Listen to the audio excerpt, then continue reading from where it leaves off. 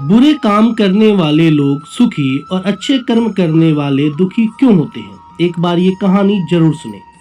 अगर आपके मन में कभी ये प्रश्न आते हैं कि मैं तो इतनी पूजा पाठ भक्ति भाव में लीन हूँ, फिर भी मेरे साथ ही क्यों ऐसा होता है? भगवान सारी परेशानियां मुझे ही क्यों देते हैं? दुष्ट लोग इतने सुखी हैं और धर्मात्मा ही सारे कष्ट भोग रहे हैं। ये क्या हो रहा है? क्यों हो रहा है? यदि ऐसा ही ईश्वर का न्याय है तो मैं क्यों मानूं उन्हें? क्यों भजूं? क्यों करूं पूजा? ईश्वर के पास तो न्याय ही नहीं। ईश्वर तो निष्ठुर है। पत्थर की मूर्तियों में बस के पत्थर हो गए हैं।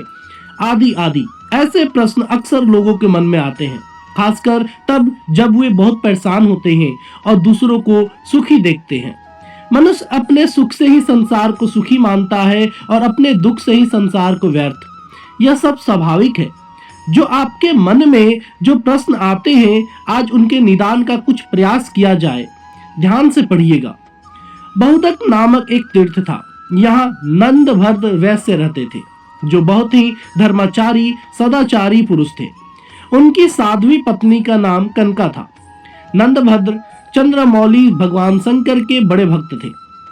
बहुतक में कपिलेश्वर महादेव के नाम से प्रसिद्ध शिवलिंग था। नंदभद्र तीनों समय कपिलेश्वर की पूजा किया करते थे।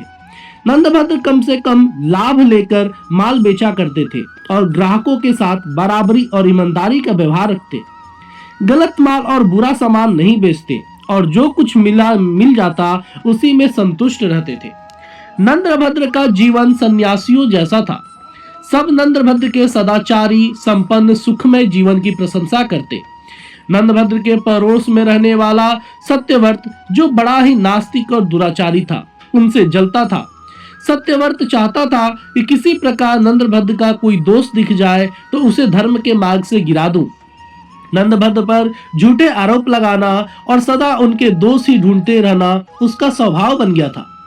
दुर्भाग्यवश अचानक नंदभद्र का इकलौता पुत्र गंभीर रूप से बीमार हो गया।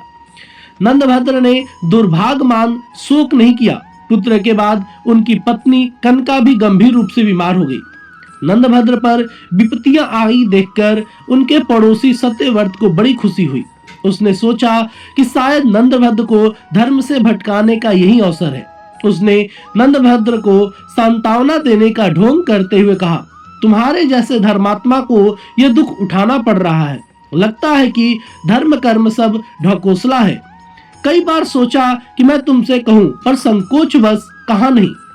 दिन में 3 बार पूजा स्तुति सब व्यर्थ है। भैया नंदभद्र, धर्म के नाम पर क्यों इतना कष्ट उठाते हो? जब से तुम इस पत्थर पूजन में लगे हो तब से कोई अच्छा फल तो मिला नहीं। इकलौता पुत्र और पत्नी दोनों बीमार हैं। भगवान होते तो क्या ऐसा फल देते? पुण्य और पाप सब कुछ कल्पना है। नंदभद्र, तुम्हें तो मेरी यही सलाह होगी कि झूठे धर्म को छोड़ आनंद पूर्वक खाओ पियो और भोगो। यही सत्य है। सत्यव्रत की बातों का नंदभद्र पर कोई प्रभाव न पड़ा। वह बोले, सत्यव्रत जी, आप अपने आप को ही धोखा दे रहे हैं। क्या पापियों पर दुख नहीं आते? क्या उनके पुत्र स्त्री बीमार नहीं होते?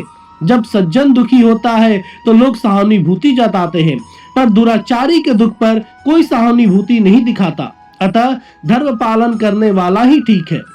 अंधा सूर्य को नहीं जानता, पर सूर्य तो है। ईश्वर के बिना संचार का संचालन नहीं हो सकता। सत्यव्रत ने उसे टोक कर पूछा, देवता है तो दिखाई क्यों नहीं देते? नंदभद्र ने कहा, देवता आपके पास आकर याचना नहीं करेंगे कि हमें आप मानिए। बातचीत बहस में बदलने लगी। नंदभद्र अधिक विवाद नहीं चाहते थे, उठकर चले गए। पर उनके मन में यह विचार आया कि भगवान सदाशिव का साक्षात दर्शन करके पूछूं कि आपके बनाए गए संसार में सुख दुख जन्म मरण आदि कलेश क्यों है? यह दोष रहित क्यों नहीं है? नंदभद्र शिव मंदिर लाए। कपिलेश्वर लिंग की पूजा कर भगवान के आगमन की प्रतीक्षा करने लगे। सोच लिया कि जब तक भोलेनाथ दर्शन नहीं देंगे तब तक मैं ऐसे ही खड़ा रहूंगा। लगातार 3 दिन और 3 रात नंदभद्र वैसे ही खड़े रहे। चौथे दिन एक बालक उसी मंदिर में आया। वह गलित कुष्ठ का रोगी भयानक पीड़ा से कराह रहा था। उसने नंदभद्र से पूछा, आप इतने सुंदर और स्वस्थ हैं, फिर भी आप दुखी क्यों लग रहे हैं? नंदभद्र ने अपना संकल्प उसे बताया बालक ने कहा, अनचाहे का मिलना और मनचाहे का बिछुड़ना, इससे मानसिक कष्ट होता है।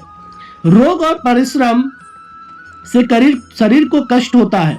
मानसिक कष्ट से शारीरिक कष्ट होता है, और यदि शरीर से कष्ट हो तो मानसिक कष्ट होता है। दोनों एक दूसरे के साथ जुड़े हुए हैं, फिर क्या किया जाए? नंदभद्र ने पूछा। बंधुवर, औषधि से शारीरिक कष्ट दूर होते हैं, पर मानसिक कष्ट तो ज्ञान से ही दूर होता है। मस्तिष्क को यदि ज्ञान की सही खुराक दी जाए तो वह कष्ट मुक्त हो जाता है। बालक से ज्ञान भरी बात सुनकर नंदभद्र ने फिर पूछा, ज्ञानी बालक, आपकी बात से सहमत हूं, पर एक प्रश्न है। इस लोक में पापी मनुष्य भी इतने धनी और सुखी क्यों होते हैं, जबकि उन्हें तो उनके कर्म के कारण कष्ट में होना चाहिए था? भगवान के विधान में यह दोष क्यों? बालक ने कहा, सुख और दुख किसे कहते हैं, यह समझ का फेर है। मैं आपको थोड़ा विस्तार से बताता हूँ। संसार में 4 तरह के लोग हैं। पहले वे जिनके लिए इस लोक में तो सारे सुख सुलभ है, धन दौलत सत्ता प्रभाव बाहुबल सब कुछ, परंतु परलोक में उन्हें कुछ भी प्राप्त नहीं होता। उनके पूर्वजनों के जो पुण्य शेष है उसे वो इस लोक में भोग रहे हैं, लेकिन वे नए पुण्य नहीं कमाते। ऐसे लोगों का सुख भोग केवल इसी लोक तक है। अगले जन्म के लिए वे कुछ शेष छोड़कर नहीं जा रहे, तो उनका अगला जन्म बिल्कुल उसी रूप में होगा जिसे देखकर आज वे कांपने लगे। दूसरे वे लोग हैं जिनके लिए परलोक में सुख का भोग सुलभ है, परंतु इस लोक में नहीं, क्योंकि उनके पिछले जन्म के संचित पुण्य है ही नहीं। वे तपस्या करके नए पुण्य कमाते हैं, इससे परलोक में सुख का भोग प्राप्त होगा। तपस्या से अर्थ केवल देव साधना ही नहीं होता, कर्म साधना भी तप है। उचित कर्म किसी भी तप से कम नहीं, क्योंकि इस संसार में रहते हुए सही मार्ग पर चलना कठोर साधना से ज्यादा कठिन है। तीसरे वे लोग हैं जिनके लिए इस लोक में भी और परलोक में भी सुख मिलता है, क्योंकि उसका पहले का किया हुआ पुण्य भी विद्यमान है, और इस लोक में आकर भी वे उत्तम मार्ग का अनुसरण करते हुए कर्म तप से नए पुण्य बनाते रहते हैं। ऐसे लोग कोई कोई ही होते हैं।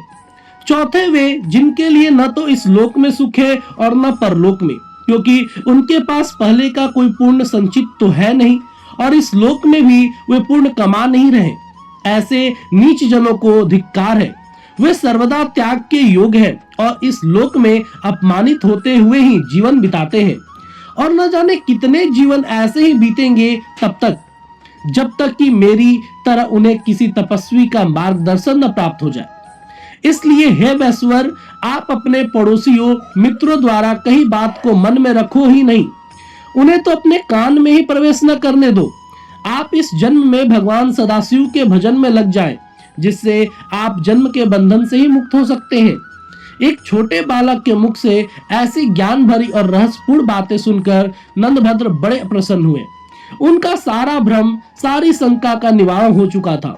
उन्होंने चकित होकर पूछा, आप कौन हैं? अपना परिचय दे, आप यहाँ कैसे पधारे हैं? आप मेरे सब संदेहों को दूर कर दिया। इतनी कम आयु में इतना ज्ञान आपको कैसे सुलभ हुआ? बालक ने कहा, पूर्व जन्म में मैं अहंकारी, पाखंडी, व्याभिचारी था, जिसके चलते मैं वर्षों से नीच योनियों में भटका। भगवान व्यासदेव की ऐसी कृपा की वे हर योनि में मुझे मुक्ति मार्ग बता देते हैं। उन्होंने ही मुझे आपके पास भेजा है। अब मैं 7 दिन के बाद इसी तीर्थ में मरूंगा। आप मेरा अंतिम संस्कार कर दीजिएगा। वैश्वर, ज्ञान का आयु से कोई संबंध नहीं है। ईश्वर को जिसे ज्ञान प्रदान करना होता है, जिसे माध्यम बनाकर उसे अपने भक्तों को जागृत करना होता है, उसे चुन लेते हैं। वह कोई भी हो सकता है, मेरे जैसा कुष्ठ पीड़ित जीव भी। अतः सहज भाव से स्वीकार करना चाहिए और ज्ञान जिससे भी मिले उसके प्रति विनीत रहना चाहिए। ऐसा करने से ईश्वर सदा आपको ज्ञानवान बनाए रखते हैं, किसी न किसी को भेजते रहते हैं। इतना बताकर उस बालक ने सूर्य मंत्र का जप करना आरंभ किया। कुष्ठ के निवारण के लिए सूर्य मंत्र का जप ही किया जाता है। भगवान श्री कृष्ण के पुत्र सांब ने भी सूर्य की उपासना से कोढ़ से मुक्ति पाई थी। 7वें दिन उस बालक ने अपने प्राण त्याग दिए। नंदभद्र ने विधि पूर्वक उसका अंतिम संस्कार किया। नंदभद्र को जीवन की सच्चाई और सार्थकता का बोध हो गया था। शेष जीवन उन्होंने भगवान शिव और सूर्य की उपासना में लगा दिया तथा अंत में जीवन मरण से मुक्ति पाकर भगवान शिव का साक्षात प्राप्त किया। स्कंद पुराण की इस कथा से आपके मन के बहुत से भ्रम दूर हुए होंगे। ऐसे ही आशा है आपको जीवन में क्या मार्ग अपनाना रखना है, इसका भी संकेत मिला होगा। पुराणों की कथाओं में जीवन के अनमोल रहस्य सांकेतिक रूप से दिए गए हैं। इस चैनल के माध्यम से मैं वही प्रयास करता हूं कि कथा में ज्यादा कथ्य यानी जो बात कहने की कोशिश की गई है उसे समझाया जाए, बताया जाए, अपनाया जाए। धन्यवाद दोस्तों।